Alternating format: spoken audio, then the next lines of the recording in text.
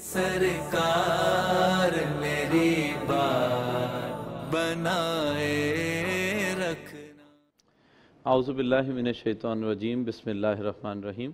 تمام تعریف اللہ رب العزت کے لیے جو خالق و مالک ہے۔ درود و سلام پیارے آقا کریم رؤوف الرحیم خاتم النبیین حضرت محمد مصطفیٰ صلی اللہ تعالیٰ علیہ وسلم، ان کی آل اور ان کے اصحاب پر۔ ناظرین کرام، پروگرام ہم اور ہمارا اسلام کے ساتھ آپ کا میزبان سید حماد حسین حاضر خدمت۔ الحمدللہ رمضان المبارک کے اس بابرکت مہینے میں جہاں 2 عشرے علم دین سیکھتے ہوئے اور دین کے حوالے سے گفتگو کرتے ہوئے یہ شب گزری، آج بھی ہم کوشش کریں گے کہ ایسے موضوع پہ گفتگو کریں جو کہ یقینی طور پہ آئندہ آنے والے دنوں میں یہ مرحلہ آنے والا ہے، اور اس کے ساتھ ساتھ پروگرام کے آخر میں یوم شہادت سیدنا علی المرتضیٰ کے حوالے سے بھی گفتگو کریں گے، کیونکہ آج کی جو دن ہے وہ ان کے حوالے سے بھی منسوب ہوتا ہے۔ اس حوالے سے میرے ساتھ گفتگو کے لیے جو شخصیت موجود ہیں، آپ کسی تعارف کے محتاج نہیں، وہ اکاڑوی اکیڈمی العالمیہ کے سربراہ ہیں۔ نہ صرف ملک پاکستان بلکہ دنیا بھر میں قرآن و سنت کی تعلیمات کو فروغ دینے اور اس کے حوالے سے درس و تدریس اور تصنیف کے حوالے سے اپنی الگ پہچان رکھتے ہیں۔ کراچی شہر میں ایک مینار نور کی حیثیت رکھتے ہیں، اور وہ تمام فرزندان اسلام جو عقائد و نظریات کے حوالے سے بہت احتیاط رکھتے ہیں، ان کے لیے ایک بہترین شخصیت ہیں جو ان کے لیے روشنی پرووائڈ کرتے ہیں۔ جی، میری مراد علامہ ڈاکٹر کوکب نورانی اکاڑوی صاحب سے۔ السلام علیکم۔ وعلیکم السلام ورحمۃ اللہ وبرکاتہ۔ مزاج گرامی۔ جی الحمدللہ۔ علامہ صاحب بہت شکریہ، آپ 2 عشرے الحمدللہ علم دین کی باتیں کرتے ہوئے اور لوگوں تک پیغام پہنچاتے ہوئے گزرے، اللہ کا شکر ہے۔ اللہ تعالیٰ قبول فرمائے۔ آمین۔ آج ہماری کوشش ہے کہ ہم فطرہ جو ہوتا ہے، اسے فطرانہ بھی کہتے ہیں، فطرہ بھی کہتے ہیں، اور خاص طور پہ میں نے دیکھا ہے کہ مسلمانوں میں اس حوالے سے اس کی کوئی جسے کہتے ہیں نا کہ جلد ہی ادا کرنے کی جو ہے کوشش نہیں دیکھی جاتی، تو اس کا تصور کیا ہے، یہ کیا ہے، کن لوگوں کو دینا ہے اور کب دینا ہے؟ بسم اللہ والحمد للہ والصلاة والسلام علی رسول اللہ۔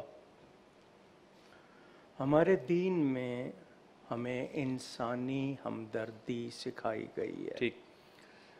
رمضان کو شہر المواسات بھی کہتے ہیں، بھلائی کا، ہمدردی کا مہینہ۔ بالکل۔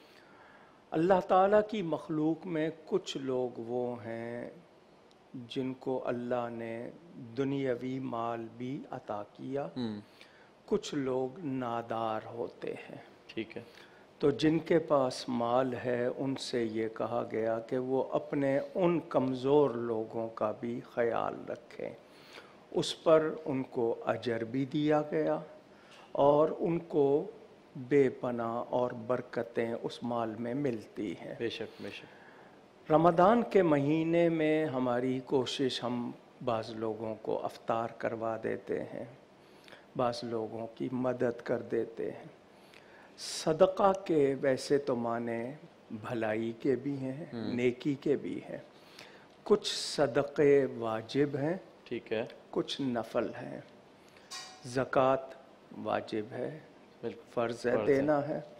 صدقہ فطر بھی واجب ہے، اس کو فطرانہ، فطرہ اور صدقۃ الفطر بھی کہتے ہیں۔ بالکل۔ ہمیں یہ حدیث شریف میں بتایا گیا کہ ہر وہ شخص جو صاحب نصاب ہے، صاحب نصاب ہونے کا مطلب یہ کہ اس کے پاس ضرورتوں کے علاوہ اتنا مال ہو جو نصاب کو پہنچ جائے، ٹھیک ہے، اس کو 52.5 تولے چاندی کہتے ہیں۔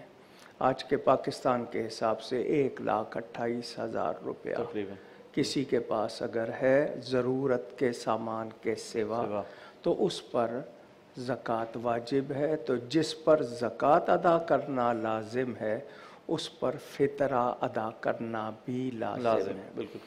اس میں زکوٰۃ مال پر ہوتی ہے، فطرہ افراد پر ہوتا ہے۔ گھر کے جتنے فرد ہیں، دودھ پیتے بچے ہوں، اچھا، دودھ پیتے بچے، ان کی طرف سے بھی، دادا کی کفالت میں ہے تو دادا سب کی طرف سے دے گا، اگر مرد کی کفالت میں تو وہ بیوی اور بچوں کے، اور گھر میں اگر کوئی ملازم مستقل رہتا ہے، ٹھیک ہے، رہائشی، ایک تو ہوتا ہے نا آئے کام کر کے چلے گئے، جس کو آپ نے رکھا ہوا ہے اس کی طرف سے بھی آپ نے صدقہ فطر ادا کرنا ہے۔ ٹھیک ٹھیک۔ صدقہ فطر کی مقدار ہر شخص کی حیثیت کے مطابق، اگر اللہ نے آپ کو زیادہ دیا ہے تو آپ زیادہ دیں گے، اگر آپ اوسط ہیں جن کو متوسط ہم کہتے ہیں، لوئر مڈل کلاس ہے، مڈل کلاس ہے، ہمارے ہاں یہ طبقے ہیں، صاع صاد الف عین یہ مقدار ہے۔ صاع جو ہوتا ہے وہ 4 کلو کا ہوتا ہے، ٹھیک ہے۔ نصف صاع جو ہوتا ہے وہ 2 کلو اور کچھ گرام کا ہوتا ہے۔ اگر گندم یا گیہوں دیں گے تو 2 کلو 50 گرام یا اس کی قیمت، اور اگر اس کے سوا جو ہے، کھجور ہے، کشمش ہے، پنیر ہے، تو پھر آپ پورا صاع 4 کلو دیں گے۔ ایک شخص ہے وہ بازار سے آٹا لیتا ہے اور وہی اس کے گھر میں استعمال ہوتا ہے تو وہ گندم کے حساب سے دے دے، لیکن جن کے ٹیبل پہ 4 کھانے ہوتے ہیں اور مختلف قسم کے برتن ہوتے ہیں، 4 ڈشیں ہیں، ان کے برتن الگ الگ ہیں، تو پھر اس کو وہ کم والا نہیں، اس کو اپنی حیثیت سے دینا چاہیے۔ تو میں نے 2 بتا دیے، آج آپ حساب لگا لیں، اگر کچھ زیادہ دیں گے اچھا ہوگا، اور اگر آپ کنجوسی کرتے ہیں تو پھر آپ کے رزق میں برکت نہیں رہتی۔ اس میں 2 باتیں یاد کرنی ہیں کہ روزہ رکھا ہے یا نہیں رکھا۔ ہاں یہ بھی ایک بڑا سوال ہے۔ صدقہ فطر تب بھی دینا ہے اگر آپ صاحب نصاب ہیں۔ آپ اپنے ملازموں کو تنخواہ کے طور پر نہیں دے سکتے، ہدیے کے طور پر دے سکتے ہیں۔ علامہ صاحب ابھی جس طرح آپ نے فرمایا صدقہ یہ فطرانہ، یہ مطلب زکوٰۃ کے جسے کہتے ہیں پیرالل چلے گا؟ آپ نے یہ بھی بتا دیا کہ جو زکوٰۃ دے گا اسے، بہت سے ایسے لوگ ہیں جو صاحب نصاب اس طرح نہیں ہوں گے کہ ان کی زکوٰۃ نکل رہی ہو، بالکل وہ نیٹ ہوں، قریب ترین ہوں گے، 1 لاکھ 1,20,000 روپے، ایسی بہت فیملیز ہوتی ہیں، وہ بھی دیں گے؟ دینے کی حیثیت ہے ان کی؟ نہیں، جو جس پر زکوٰۃ دینا لازم ہے صاحب نصاب وہ دے گا، باقی جو دیں گے وہ ان کی طرف سے ایک طرح سے صدقہ ہو جائے گا۔ تو یہ اب اس کی حکمت کیا بتائی؟ یہ بہت اہم ہے کہ غریب لوگ جو عید کی خوشیوں میں خود سے شامل نہیں ہو سکتے، آپ ان کو دے دیں گے تو وہ کپڑا لے لیں گے، کچھ کھانے لے لیں گے، تو وہ بھی عید کی خوشیوں میں شامل ہو جائیں گے۔ لوگ تنظیموں کو جمع کرا دیتے ہیں تو پھر تو اگر وہ پہنچے گا۔ تنظیمیں لوگوں کی بھلائی کے لیے مستقل کام کر رہی ہیں تو ادا ہو جائے گا، ان کو مسئلہ معلوم ہو کہ کس طرح، کیونکہ تبلیغ کرانا ہے، تنظیم نہیں ہے، تنظیم وکیل ہوتی ہے، ان کو صحیح خرچ کرتے ہیں تو ٹھیک ہے، دینی مدارس ہیں، اسی طرح چیریٹی اور دوسرے ادارے ہیں، لیکن غیر مستحق کو نہیں دے سکتے اور بد عقیدہ کو نہیں دے سکتے، اور غیر مسلم کو بھی پھر جب بد عقیدہ یہ جو صدقہ واجبہ ہوتے ہیں یہ غیر مسلم کو نہیں دیے جاتے، صدقہ نافلہ دیے جا سکتے ہیں۔ اچھا، ایک تو یہ شرط ہو گئی، دوسرا یہ کہ روزے کی حالت میں آپ کے منہ سے کوئی غلط لفظ نکل جاتا ہے، کوئی کام ہو جاتا ہے، تو اس صدقہ فطر ادا کرنے سے اس کی طہارت ہو جاتی ہے۔ اللہ اکبر۔ یعنی ایک طرف آپ کو ثواب مل رہا ہے، دوسری طرف آپ معاشرے میں محبت پھیلا رہے ہیں، کمزور لوگوں کا خیال کر رہے ہیں، اور اس پر اللہ کی طرف سے اجر بھی مل رہا ہے اور آپ کے لیے خوشی کا سامان بھی ہو رہا ہے۔ علامہ صاحب ہم بریک سے جب واپسی آئیں گے تو ایک گفتگو اس طرح بھی کریں گے، صدقہ فطر جو ہے وہ جو لینے والے ہیں وہ کون ہوں گے؟ مطلب ایسے لوگ جو صاحب نصاب نہیں ہیں، ان کو پھر رشتہ داروں میں کس کو دیا جا سکتا ہے؟ اور اس کے علاوہ یہ بھی گفتگو کریں گے کہ جو صدقہ فطر ہے بہت سے لوگ جو ہے وہ عید والے دن دینے پہنچ جاتے ہیں، تو جو 70 گنا ثواب ہوتا ہے رمضان المبارک میں، تو اس سے ایک تو وہ محروم ہو رہے ہیں، ٹھیک ہے، اور کیا اگر کسی شخص نے عید سے پہلے یعنی عید کی نماز پڑھ لی اور اس کے بعد اگر اس نے ادا کیا تو اس کے لیے کیا احکام ہوں گے؟ تو بریک کے بعد ہم ان تمام سوالات پہ گفتگو کریں گے۔ ناظرین کرام ایک بریک کی جانب چلتے ہیں اور آپ کی لائیو کالز بھی اس پروگرام میں ہم لیں گے. بریک کے بعد دوبارہ حاضر ہوں گے تو فطرہ جو آج کا ہمارا ٹاپک ہے اس کے احکامات کے حوالے سے گفتگو کا سلسلہ جاری رکھیں گے. ایک بریک کے بعد دوبارہ حاضر ہوتے ہیں. سرکار میری بات بنائے رکھنا. جی ناظرین کرام بریک کے بعد دوبارہ حاضر خدمت ہیں. گفتگو ہو رہی ہے فطرانے کے احکامات کے حوالے سے. پروگرام میں لائیو کالز بھی لی جائیں گی آپ کی اور کوشش کریں گے کہ پروگرام کے دوران ہی اس کے جوابات علامہ صاحب سے آپ کو لے کر آپ کی رہنمائی فرمائیں. اور فطرانے کے ساتھ ساتھ میں آپ کو ایک اور بات بتا چلوں کہ اس پروگرام میں آپ جتنی بھی کالز وغیرہ کرتے ہیں تو ہماری یہی کوشش ہوتی ہے کہ آپ کی ریلیونٹ کال جو ہے آن لائن آن ایئر لی. علامہ صاحب جس طرح میں نے بریک سے پہلے آپ سے گفتگو کی، ایک تو فطرانہ لینے والے کون لوگ ہوں گے، اور جیسے زکوٰۃ کے حوالے سے ہے نا کہ پہلے آپ کے عزیز و اقربا جو ہیں، رشتہ دار ہیں، پھر محلے دار ہیں، پھر علاقے والے ہیں، ایک پوری ترتیب ہے کن کو دینا ہے، کون لے سکتے ہیں. کیا اس میں بھی ایسی؟ کیونکہ جی بالکل ایسے ہی. پہلی بات یہ نوٹ کر لیں کہ فطرانے کا ٹائم رمضان کا چاند ہونے سے شروع ہو چکا. ٹھیک ہے. عید کی نماز سے قبل ادا کرنا ہے. جتنا جلدی دیں گے اچھا ہے، انتظار نہ کریں تاکہ مستحق کو پہنچے اور اس کے کام آ جائے. ٹھیک ٹھیک. جو ادا نہیں کرے گا اس کے روزے قبول ہونا تو بہت دور کی بات، اللہ کی بارگاہ میں پیش بھی نہیں ہوں گے، پیش ہی نہیں ہوں گے، زمین و آسمان کے درمیان لٹکے معلق رہیں گے. ٹھیک. اگلی بات یہ ہے کہ میں نے جیسے کہہ دیا جس پر زکوٰۃ ادا کرنا واجب اس پر فطرہ ادا کرنا بھی واجب. آپ کو فطرہ کہہ کے یا زکوٰۃ کہہ کے نہیں دینا. ٹھیک ہے. آپ عیدی کہہ کے بھی دے سکتے ہیں. نیت کا دار و مدار ہے. اصل چیز نیت ہوگی. نیت دل کے پکے ارادے کا نام ہے. زبان سے کہنا جس طرح ہم نماز کی نیت ہے، روزے کی نیت، لفظ نہ بھی کہیں، ارادہ ہونا شرط ہے. ٹھیک ٹھیک. تو دیتے وقت نیت ہو، دینے کے بعد نہیں ہو سکتی کہ میں نے وہ جو دے دیا تھا میں اس میں گن لیتا ہوں، یہ نہیں ہوگا. دیتے وقت نیت ہوگی. اور جن کو دیا جائے ان کو پوچھنا نہیں چاہیے کہ کیا یہ زکوٰۃ ہے، کیا یہ فطرہ ہے. اللہ اگر دلوا رہا ہے تو ان کو خاموشی سے لینا چاہیے. دینے والے کو خود تحقیق کرنی لیکن ہوتی ہے. کوئی پوچھ لے گا تو آپ وہاں غلط بیانی نہیں کر سکتے. ورنہ ادا نہیں ہوگا. بالکل نہیں، کوئی پوچھ لے گا تو پھر آپ کو بتانا پڑے گا. ٹھیک ٹھیک. یہ مسئلہ ضروری تھا اس لیے میں نے بیان کیا.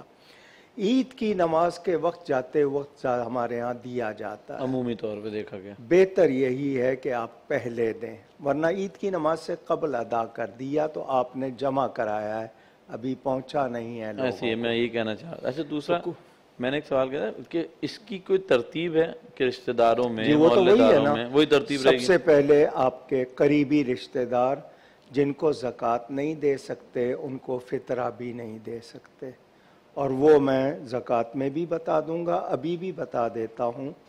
اصول اور فروع، اصول جمع اصل کی، فروع جمع فرع کی.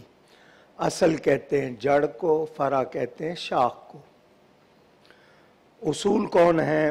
ماں باپ، ماں باپ کے ماں باپ.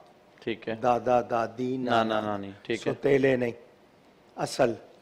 اسی طرح فروع میں اولاد، اولاد کی اولاد، پوتے پوتیاں، نواسے نواسیاں، ان کو نہیں دے سکتے. باقی سب کو دے سکتے ہیں اگر مستحق ہوں. بہو کو دے سکتے ہیں، داماد کو دے سکتے ہیں، سوتیلے کیا سگے بہن بھائیوں کو دے سکتے ہیں، سوتیلے ماں باپ کو دے سکتے ہیں. لیکن پہلا حق آپ کا ان کا ہے جو سب سے زیادہ قریب بہن بھائی ہوئے.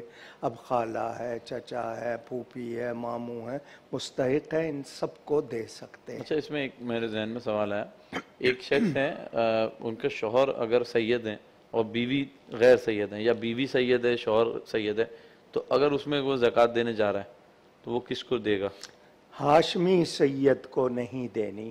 وہ تو الگ ہوگا. لیکن اگر بیوی لے لیتی ہے زکوٰۃ؟ جی اگر کوئی ان میں سے غیر سید ہے اس کو دے سکتے ہیں. مستحق ہونا اور عقیدے میں صحیح ہونا یہ شرط پھر ہے۔ وہ خرچ اگر کرتی بھی ہے تو وہ اپنے شوہر اگر وہ استعمال کر لیں تو کوئی جی وہ بیوی کی طرف سے نا، میں اس کا آپ کو بتا مالک دوں، بیوی کو بنا دیا ہم نے، بہت بالکل۔ اچھی حدیث سنا دیتا ہوں۔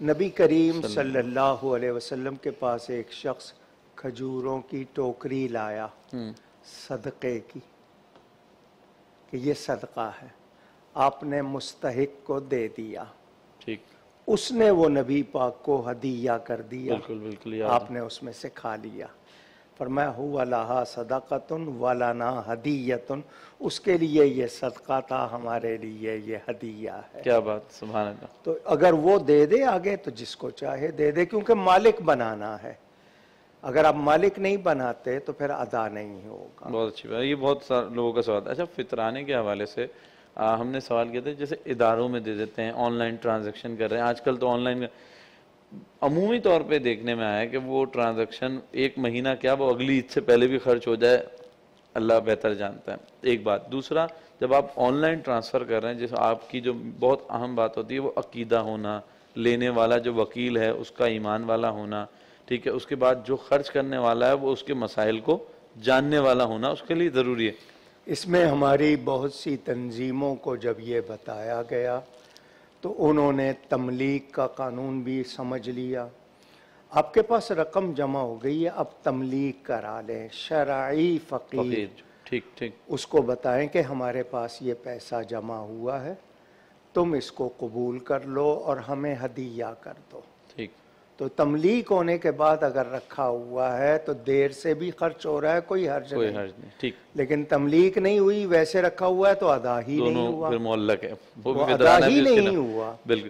اچھا، اس میں ایک چیز ہوتی ہے کہ مساجد میں بھی اکثر و بیشتر فطرانہ وصول کیا جا رہا ہے، مساجد کے لیے نہیں ہوتا، ٹھیک، مسجد میں اگر کوئی ساتھ مدرسہ ہے، ان کا کوئی اور سلسلہ کھلانے پلانے کا ہے، وہ اس کے لیے دارالعلوم ہو یا سکتا، اس طرح لیکن مسجد میں نہ زکوٰۃ لگ سکتی ہے نہ ہی فطرہ فطرہ لگ لگ سکتا سکتا ہے، ٹھیک ہے۔ اچھا، آج کل چیریٹی سکولز ہیں، چیریٹی ادارے کھل رہے ہوتے ہیں، اسپتال چل رہے ہوتے ہیں، آپ نے اس کا تصور اس طرح پیش کیا کہ یہ ایک ایسی رقم ہے جو کہ زکوٰۃ کے پیرالل بھی ہے، مطلب جو زکوٰۃ دے رہا ہے اس نے یہ بھی دینی ہے، اور معاشرے میں جو عید کی خوشیاں منانے کا ایک وہ ہے تو اس میں آپ کے کمزور رشتہ دار یا محلے دار شامل ہو جائیں، اب ہم اٹھا کے وہ سارا چیریٹی ادارے کو دے دیتے ہیں، تو بہتر کیا ہے عمل؟ ویسے چیریٹی والوں نے بھی خرچ ہی کرنا ہے، لیکن بہتر عمل کیا ہوگا ایک مسلمان کے لیے؟ ان پر اعتماد ہو اور وہ ذمہ دار ہوں، اللہ سے ڈرنے والے ٹھیک، ہوں۔ اگر وہ محض نام کے لیے، لیکن ان کے ہاں وہ تنخواہوں پہ خرچ ہو رہا ہے، مصارف پہ نہیں ہو رہا، تو پھر کیا مسئلہ ہے؟ تو یہ تو obvious بات ہے کہ جہاں پہ بھی نہیں، ہے، آپ یہ دیکھیں نا کہ کتنی رقم آئی ہے، خرچ کہاں ہو رہی ہے۔ ٹھیک، ٹھیک ہے، اگر آپ کو سروس کی ضرورت ہے تو وہ سروس والے تو شمار ہوں گے، لیکن وہ ضرورت سے زیادہ ہیں یا ان کو زیادہ دیا جا رہا ہے تو پھر یہ غلط ہو جائے گا اور وہ ذمہ دار ہوگا۔ بالکل، ہم اس کے تصور سے میں یہ سمجھتا ہوں فی زمانہ تھوڑا دور چلے گئے۔ وجہ یہ کہ جب فطرانہ جیسے ایک گھر ہے اس کے آپ اس کو کیا بات کر رہے ہیں؟ آپ کے ہاں ایک فوجی کے زمانے میں نظام زکوٰۃ بنا تھا، بینکوں میں کاٹ لینے کا قانون آج تک وہ قائم ہے، جبکہ اس کی کوئی نہیں، اس کا یہ تھا کہ اس کے بعد وزیروں نے اس کو استعمال کیا، بیت المال کو، ہوٹلوں پہ استعمال کیا، اب لازمی بات ہے جنہوں نے دیا ہے انہوں نے آپ پر اعتماد کیا ہے، آپ نے ان کے اعتماد کو توڑ کر غلط خرچ کیا ہے تو ذمہ دار کون ہوئے؟ بالکل، تو اسی طرح کوئی شخص وکیل بنتا ہے تو وہ یہ جان لے کہ ذمہ دار وہ ہو جائے گا، سارا وبال اس پہ آ جائے گا، تو اس کو بہت احتیاط کرنی ہے۔ ہم جب نیکسٹ سیگمنٹ میں آئیں گے تو ہم ایک اس بات پہ ضرور بات کریں گے کہ ایک مسلمان کو، کیونکہ اب اس کی ذمہ داری ہر لمحے پہ ہے نا، اس کی زکوٰۃ بھی اس نے ادا کرنی ہے، اللہ کو جواب اس نے ہی دینا ہے، بہتر کیوں نہ ہو کہ وہ خود جا کے ڈھونڈ کے دے، یہ آن لائن کے چکروں میں نہ جائے، کیونکہ اس سے تو ایک بہت بڑا نقصان ہو رہا ہے، اور زکوٰۃ نہیں، ابھی آپ دیکھیں سیلاب آیا تھا تو ہر گلی میں جناب ٹینٹ لگ گئے تھے، اور ایک ایک مہینہ وہاں سامان پڑا رہا، بارش ہوتی رہی، خراب ہوتا رہا، پہنچانے کے لیے پیسے نہیں ہیں، آپ کے پاس وہاں جانے کی سہولت نہیں، آپ نے جمع کر لیا تو آپ نے تو وبال لے لیا اپنے اوپر۔ تو اس طرح لوگ شروع ہو جاتے ہیں، اور آج کل بہت سے لوگ مدارس کے نام پر سفیر بن کے لے لیتے ہیں جبکہ وہ صحیح نہیں ہوتے ہیں، تو تو یہ بہت ہی اہم بات ہے. اس سے معاشرے میں کیا ہو رہا ہے؟ پھر یہی آپ کی جو حرکتیں ہیں جو وہ اپنا اب ایسے ایک طریقے سے بوجھ سمجھنے لگیں اور وہ اتار کے دوسرے کے ہار پہنا دیتے ہیں کہ اب تم ذمہ دار، اللہ اور اس کے رسول کا جواب تم دینا. ایک بریک کی جانب چلتے ہیں، بریک کے بعد آ کے اسی موضوع پہ اور پھر اس کے بعد سیدنا علی المرتضیٰ کی شہادت کے حوالے سے. ناظرین کرام ایک بریک کی جانب چلتے ہیں، بریک کے بعد آئیں گے اور ایک جامع گفتگو اس پہ کریں گے کہ کیا کتنی ذمہ داری ہے ہماری بحیثیت مسلمان زکوٰۃ فطرہ مستحقین تک خود پہنچانے کی، اور اس کے ساتھ ساتھ ذکر کریں گے شہادت علی المرتضیٰ رضی اللہ تعالیٰ عنہ کے حوالے سے. ایک بریک کے بعد دوبارہ حاضر ہوتے ہیں. سرکار میری بات بنائے رکھنا. جی ناظرین کرام بریک کے بعد دوبارہ حاضر خدمت ہیں. گفتگو ہو رہی تھی فطرانے کے حوالے سے، اور اس سیگمنٹ میں ہم کوشش کریں گے کہ حضرت علی المرتضیٰ کی شہادت کے حوالے سے ذکر کریں. اہم دن ہے اور ایسا دن ہے کہ جس کے حوالے سے بڑی تاریخ اسلام میں اس کی اہمیت بھی ہے.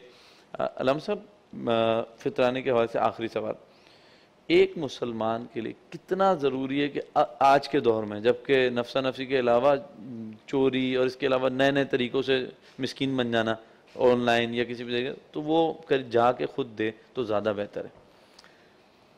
ہمیں یہ بات اگر ذمہ داری کا احساس ہو کہ میرا مال اگر صحیح جگہ نہیں پہنچا تو عطا نہیں ہوا، ٹھیک، اس کا وبال مجھ پر رہے گا. اگر یہ احساس مجھے ہے تو یقیناً میں کسی غلط ہاتھ میں نہیں دوں گا. اور پھر یہ کہ بلائے آپ کو بادشاہ اور آپ اس کے ملازم کے ساتھ باتوں میں لگے رہیں. میرا مقصد کہنے کا یہ ہے کہ حق جن کا ہے ان کو دے نہیں رہے اور دوسروں کو صرف ناموری کے لیے پرچی کٹوانے کے لیے یا دکھاوے کے لیے. تو آپ یہ سمجھ لیں کہ آپ دیکھیں نا، ایک تو صلہ رحمی کا وہ اس کو ثواب ہو جائے گا، دوسرا آپ کی چیز ادا ہو جائے گی، تو ڈبل ثواب ہے رشتہ داروں کو دینے کا. اور سید صاحب آپ کے ذریعے یہ بات دنیا کو سنانا چاہتا ہوں، اگر ہر شخص اپنے قرابت داروں کا حساب رکھنے لگ جائے ہمارے معاشرے میں مشکل نہیں رہے. ضرورت ہی نہیں. میں اس میں ایک اور بات ایڈ کر دوں اگلے سوال پہ. ہم عید گفٹ کے حوالے سے بڑا مشہور، آج کل سوشل میڈیا پہ بڑی ہائپ ہوتی ہے سماجی کام میں. بہتر کیوں نہ ہو فطرانے کی رقم پورے گھر کی وہ رکھیں اور ایک لفافہ بنائیں اور عید سے 4-5 دن پہلے 10 دن پہلے عید گفٹ کے طور پہ اسے لفافے میں دے کے آ جائیں. اب اگر وہ صاحب نصاب ہیں، استطاعت ہیں، تو وہ 2000 روپے بنتا ہے پر بندہ، 5 بندوں کے 10,000 روپے بنیں گے. تو اگلے بندے کے لیے جو کہ غریب ہے، نادار ہے، اس کے لیے 10,000 ایک بڑی رقم ہے. جی، تو بچوں عید کی ہی خوشی بہتر ہو ہو جائے گی. جاتی ہے. بالکل کوشش کرنی چاہیے اور ہر شخص اپنے محلے کا بھی خیال رکھنے لگ جائے، ہمارے ہاں مسائل ختم ہو جائیں. کافی لیکن بے ترتیبی ہے اور ہم اس کو اہمیت نہیں دیتے. احساس ذمہ داری ضروری ہے. بالکل نہیں ہے، یہ بہت بری بات ہے. چلو ہم سب فطرانے کے حال سے بہت بہترین گفتگو ہو گئی. میں سمجھتا ہوں تقریباً چیزیں اس کا احاطہ ہم نے کر لیا. امیر المومنین سیدنا علی المرتضیٰ کے حوالے سے ہم نے گزشتہ نشستوں میں گفتگو کی اور کیا عقیدہ، ان سے محبت، ان سے عقیدت کیا ہونی چاہیے.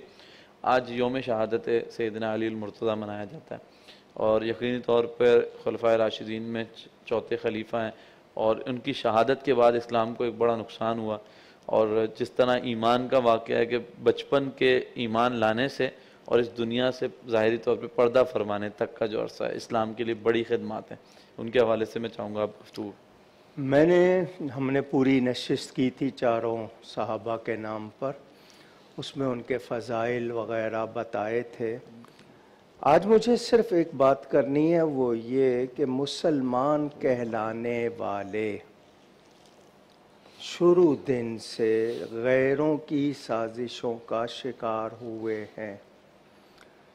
ایمان والے پہچان لیتے ہیں کیونکہ اتقوا فراست المؤمن، مومن کی فراست کے ویسے معنی تو تاڑنے کے ہیں، لیکن یہ بہت زیادہ جانچ لینا. وہ اللہ کے نور سے دیکھتا ہے. یہ وہ ہستیاں تھیں جو نبی پاک سے فیض یافتہ تھی. ہمارے ہاں سازش کی جاتی ہے. حضرت عمر فاروق رضی اللہ تعالیٰ عنہ کے زمانے میں آدھی سے زیادہ دنیا اسلام میں داخل ہو چکی تھی. یہود و نصارہ، ہنود و مجوس اور غیر مسلموں کی سازش کہ اب اسلام کو کمزور کرنا ہے، انہوں نے اندر مسلمانوں کے اندر گھس کے وہ چیزیں کی کہ مسلمانوں کی وحدت، شوکت، ان کا اتحاد وہ منتشر ہو گیا۔ حضرت علی کرم اللہ تعالی وجہ الکریم جیسی شخصیت آج کہاں؟ علم کے لحاظ سے، نسب کے لحاظ سے، طہارت کے لحاظ سے، تقوی کے لحاظ سے۔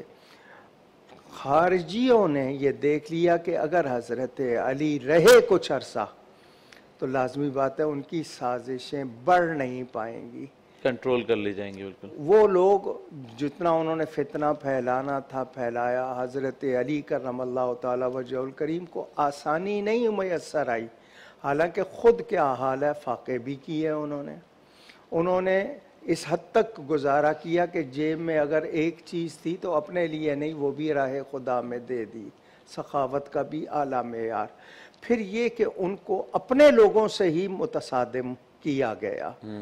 یہ حضرت علی کرم اللہ تعالی وجہ الکریم کی شہادت ایک المیہ، یعنی اس سے پہلے حضرت عثمان کی سب سے زیادہ مظلومانہ شہادت ہو چکی، لیکن حضرت علی کو کمزور کرنے والے، ان کو تکلیف پہنچانے والے غیروں سے زیادہ وہ لوگ تھے جو مسلمان کہہ کے داخل ہوئے، ان میں سبائی ٹولہ سب سے زیادہ نمایاں تھا۔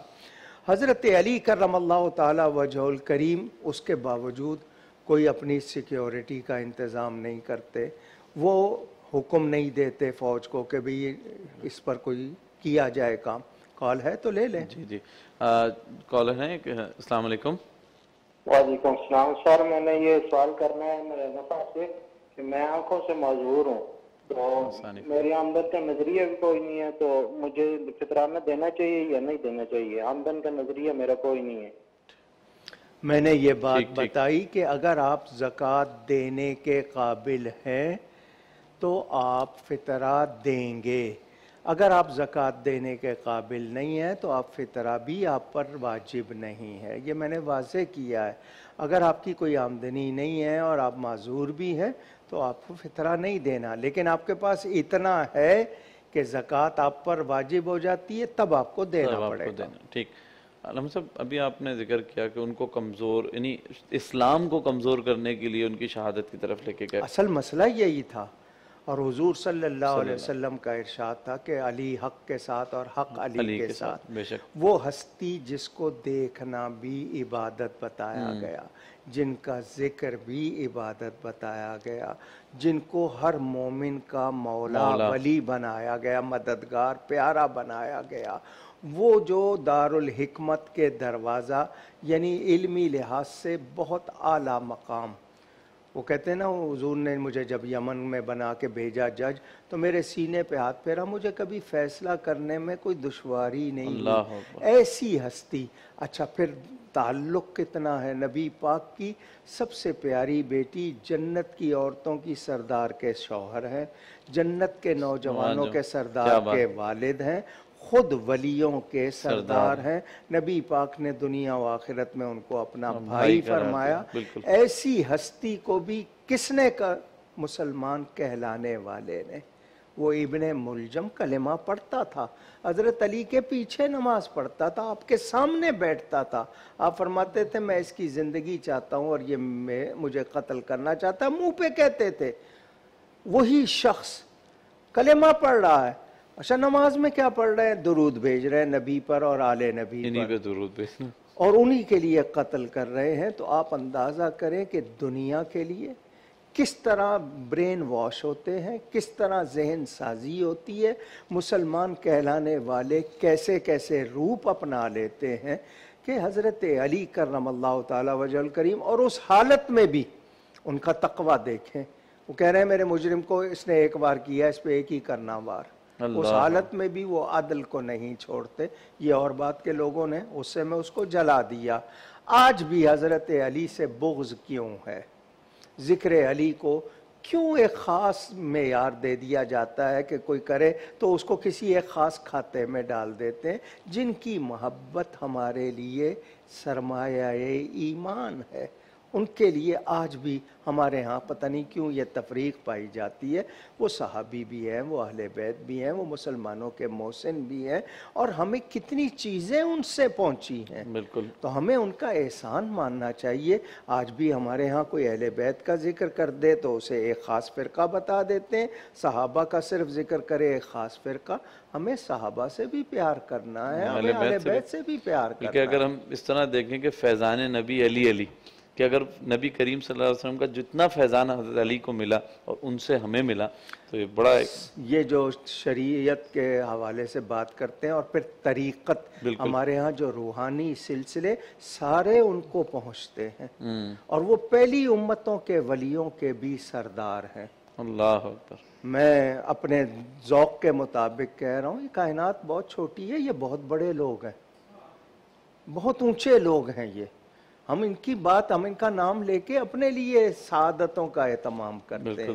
وہ صدیق اکبر ہوں، وہ فاروق اعظم ہوں، وہ عثمان غنی، وہ علی مرتضیٰ، نبی پاک صلی اللہ علیہ وسلم کے سارے صحابی رضی اللہ عنہم ہمارے لیے بہت بڑی ہستیاں ہیں. اور ان کے بارے میں تو خاص طور پر حضور نے فرما دیا تھا، تجھ سے محبت رکھے گا مومن، تجھ سے بغض رکھے گا منافق. تو آج بھی ہمارے لیے کسوٹی ہے. اگر ہمیں چیک کرنا ہے کہ کوئی مومن ہے تو ذکر علی کر کے دیکھ لیں، خوش ہو جائے تو پتہ چل جائے گا مومن ہے، اور اگر بل پڑ جائیں گے تو پتہ چل جائے گا کہ مومن نہیں ہے، منافق ہے. تو یہ حضرت علی کی شہادت، اور میں آپ کے ساتھ پہلے پروگرام میں بھی یہ بات کر چکا ہوں، یہ میرا درد ہے. میں چاہتا ہوں یہ درد ہر مسلمان میں ہو کہ ہم نے نبی کی آل کے ساتھ سلوک کیا کیا ہے، ہم نے اہل بیت کے ساتھ سلوک کیا کیا ہے. 11 امام گزر چکے، 12ویں پیدا ہوں گے، ان میں سے ہم نے کسی ایک کے ساتھ بھی کوئی اچھا سلوک کیا ہو؟ میں ان کی بات نہیں کر رہا ہوں جنہوں نے سلوک کیا، جنہوں نے خدمت کی، میں ان کی بات کر رہا ہوں جو کلمہ گو کہلا کے، بادشاہ بن کے، دولت کے، حکومت کے نشے میں ان کی عزت برداشت نہ کر سکے، لوگوں کی ان سے عقیدت برداشت نہ کر سکے. کہیں ان کو قید کر رہے ہیں، کہیں ان کو پھانسی دے رہے ہیں، کہیں ان کو زہر دے رہے ہیں. کیا یہ ہستیاں اس لائق تھی جن کو سروں پہ بٹھانا تھا، جن کے اوپر سب کچھ نشاور کرنا تھا؟ ان کے ساتھ کیا سلوک کیا گیا؟ آج تو آپ ایک پیر، اپنے ایک بڑے امام کی اتنی عزت اور تکریم، اس کے لیے جان دے رہے ہوتے ہیں. یہ تو وہ لوگ تھے جن کو دیکھ کے عبادت کا ثواب مل رہا ہے. ان کا نام لینا، ولی بن گئے یا علی کہنے والے، حضرت علی کا نام جپنے والے عقیدت محبت سے. لیکن جن لوگوں نے ان کے نام کا غلط استعمال کیا، یا وہ لوگ جو نشہ کرتے ہیں، جو غلط کام کرتے ہیں مگر حضرت علی کا نام لیتے ہیں، وہ حضرت علی کے محب نہیں ہیں. میں ایک جملہ سنا دوں. حضرت علی کرم اللہ تعالی وجہ الکریم فرماتے ہیں، بہتی نہر میں، پاک ہوتی ہے نا، اس میں کوئی شرابی نہائے، وہ پانی کسی کھیت کو لگ جائے، اس کھیت میں چارہ اگے، وہ چارہ کوئی گائے بھینس کھا لے، میں اس گائے بھینس کا دودھ پینے کو تیار نہیں. اللہ، یہ ان کے تقوی کا عالم. تو اگر حضرت علی سے واقعی محبت ہے تو پھر ہمارے تقاضا اس کا یہ ہے، ان کی اتباع کریں، ان سے جو بھی انہوں نے ہمیں دیا ہے اس پر پابند رہیں، اور یہ نفرتیں نہ ڈالیں. مسلمانوں کی شوکت کو بڑھائیں. ان کی شہادت اللہ تعالیٰ ان پر کروڑوں رحمتیں فرمائے، اور ان کے صدقے ہم سب کی بخشش فرمائے. گفتگو میں مجھ سے کہیں کوئی غلطی ہوئی ہو، اللہ تعالیٰ اس کے رسول صلی اللہ علیہ وسلم کی بارگاہ میں توبہ کرتا ہوں. بہت شکریہ. بہت شکریہ علم صاحب. ناظرین کرام، آج کے ذکر کے بعد یقینی طور پہ ایمان بھی تازہ ہوا، اور میں آپ کو بتاتے چلوں کہ اگلی چند نشستوں میں ہم زکوٰۃ کے حوالے سے، طلاق کے حوالے سے، اور طریقت اور شریعت کے حوالے سے ہمارے کیا عقائد و نظریات ہونے چاہیے ایک مسلمان کے، اس پہ گفتگو کریں گے. علامہ صاحب ہمارے ساتھ موجود ہوں گے، تو یقینی طور پہ مجھے امید ہے کہ آپ ان نشستوں میں بھی ہمارا ساتھ دیں گے. جب تک کے لیے اپنے میزبان سید حماد حسین کو اجازت دیجیے. السلام علیکم. سرکار میری بات بنا